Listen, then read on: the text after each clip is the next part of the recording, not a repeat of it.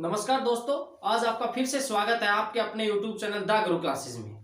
देखो दोस्तों, आज मैं 2022-23 का जो बजट पेश हुआ है 1 फरवरी को, फरवरी के महीने में जो बजट पेश होता है उसके बारे में मुख्य आपको बस 10 से 15 बातें बताऊंगा जो एग्जाम में ऐसे कैसी रखी पाएंगे। आपको बजट से क्वेश्चन आएगा और अपने जितने मैं क्वेश्चन 10 से 12 क्वेश्चन 15 क्वेश्चन कराऊंगा उन्हीं से बाहर कुछ नहीं आने वाला। फालतू का कचरा हमें नहीं पढ़ना, जो एग्जाम के लिहाज से महत्वपूर्ण इंपोर्टेंट जो क्वेश्चन है बस केवल मैं वही बताऊंगा। तो दोस्तों, पहले मैं बजट के बारे में थोड़ा इतिहास बता देता हूं। भारत देश में बजट पहली बार 1860 में एक अंग्रेज अधिकारी था जो वित्त मंत्री था अंग्रेज, उसका नाम था जेम्स विल्सन। उसने बजट पेश किया था 1860 ईस्वी में। बजट शब्द का अर्थ है चमड़े का थैला और संविधान में बजट का कोई उल्लेख नहीं मिलता। बजट शब्द की जगह संविधान के अंदर वार्षिक वित्तीय विवरण मिलता है और वार्षिक वित्तीय विवरण का उल्लेख अनुच्छेद 112 में है।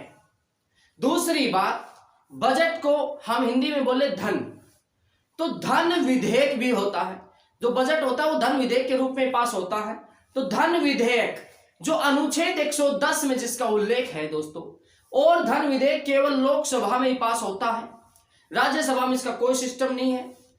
संयुक्त बैठक भी नहीं बुलाई जाती धन विधेयक के लिए। अगर धन विधेयक लोकसभा में पास नहीं हुआ तो ये समझो सरकार गिर गई, क्योंकि धन विधेयक केवल लोकसभा में पास होता है, राज्यसभा में इसका कोई लेना देना नहीं। राज्यसभा इसको रोक नहीं सकती, ना ही संयुक्त बैठक बुलाई जा सकती। संयुक्त अधिवेशन जो आर्टिकल 108 के तहत बुलाया जाता है राष्ट्रपति के द्वारा, जिसकी अध्यक्षता फिर लोकसभा अध्यक्ष करता है। तो दोस्तों, बजट की बात करें, स्वतंत्र भारत का पहला बजट R.K. समुख सेठी ने पास किया था। स्वतंत्र भारत का पहला बजट, आजाद भारत का पहला बजट नवंबर 1947 में जो पास हुआ, जिसको पास करने वाले वित्त मंत्री का नाम था R.K. समुख सेठी। तो भारत का पहला मंत्री कौन था? वित्त मंत्री R.K. समुख सेठी। गणतंत्र भारत का पहला बजट पेश करने वाला 26 जनवरी 1950 के बाद जो बजट पेश करने वाला पहला व्यक्ति जॉन मथाई था। दोस्तों, सबसे ज्यादा बार बजट पेश करने का रिकॉर्ड मोरारजी देसाई का है। 10 बार बजट पेश करने का रिकॉर्ड है।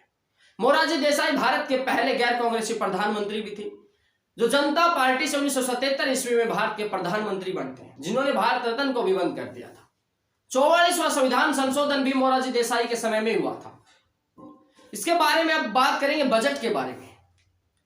बजट 2021 ईस्वी में निर्मला सीतारमण ने जो पेश किया था पिछली साल, वो अपने भारत देश का पहला डिजिटल बजट था, पेपरलेस बजट था।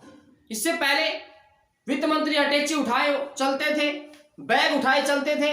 2021 से निर्मला सीतारमण ने ऐसा काम कर दिया, अटैची उठाने का काम ही नहीं है, paperless budget, only digital budget पेश किया। डिजिटल माध्यम से बजट पेश करने का रिकॉर्ड निर्मला सीतारमण के पास। और निर्मला सीतारमण ने अब की बार चौथा बजट पेश किया है। कौन सा बजट पेश किया दोस्तों? चौथा बजट। अब की बार के जो बजट के बारे में जो मैं मुख्य बातें बताऊंगा आप लोगों को, अब की बार जो बजट पेश हुआ है उसके मुख्य तथ्य बता रहा हूं दोस्तों, ध्यान से सुनो दोस्तों, इससे बाहर कुछ नहीं आना। केवल 10 से 15 मिनट के बीच की वीडियो बननी है दोस्तों, वीडियो को पूरा देखना। और वीडियो अच्छी लगे तो दोस्तों लाइक करना, वरना लाइक मत करना बिल्कुल भी। 2022-23 में जो बजट अपना खर्च, अपने ऊपर जो बजट में जो खर्च मतलब कि वित्त मंत्री ने जो पैसे देने का ऐलान किया है वो 39.44 लाख करोड़ रुपए का। और इससे पहले वाला जो बजट था उसमें धन था 37.44 लाख करोड़ रुपए का। भाई, भारत की आर्थिक वृद्धि दर, भारत का विकास दर, भारत की विकास दर कितनी है? 9.27 अनुमानित, 9.27% अनुमानित भारत की आर्थिक वृद्धि दर रहनी है।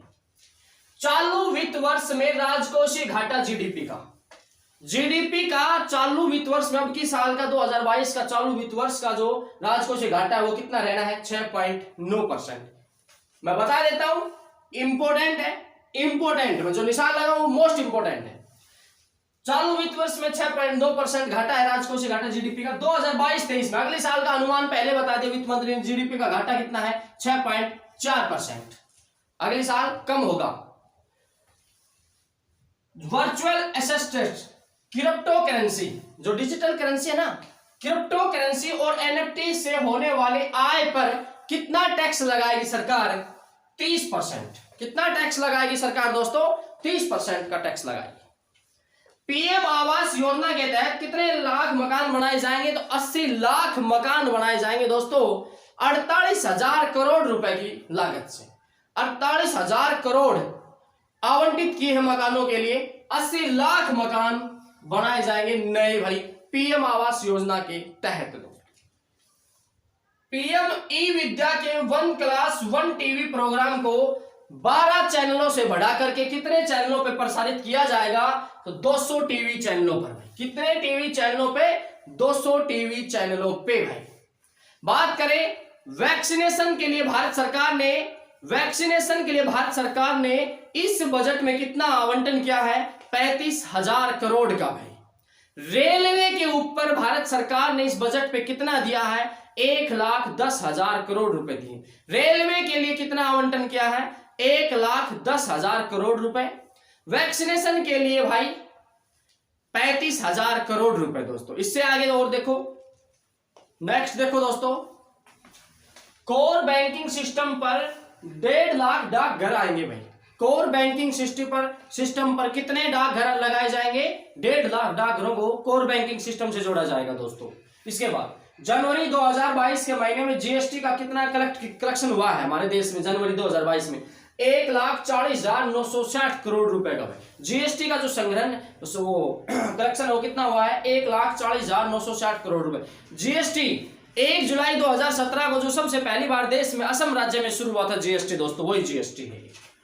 60 लाख नए रोजगार सर्जन किए जाएंगे योजनाओं के तहत भाई। जितनी भी योजनाएं हैं उन योजनाओं के तहत, आत्मनिर्भर भारत योजनाओं के तहत 60 लाख नए रोजगार स्थापित किए जाएंगे। अब सरकार ने ये नहीं कहा कि सरकारी रोजगार देंगे, नहीं, बल्कि प्राइवेट सेक्टर की भी बात है, उसमें सरकारी की बात है। तो 60 लाख नए रोजगार स्थापित किए जाएंगे।